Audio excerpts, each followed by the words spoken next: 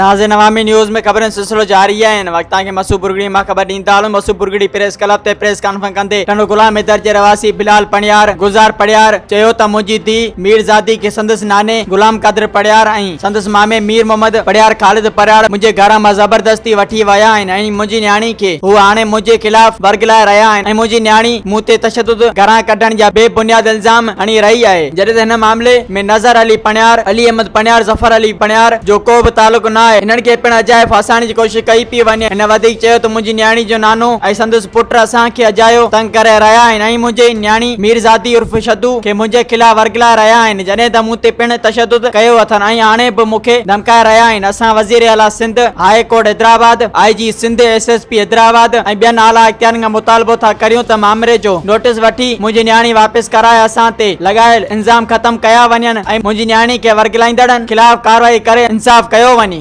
मज़ीद खबरों और तफसीलात के लिए विजिट करें हमारी वेबसाइट www.awamiNewsHD.com।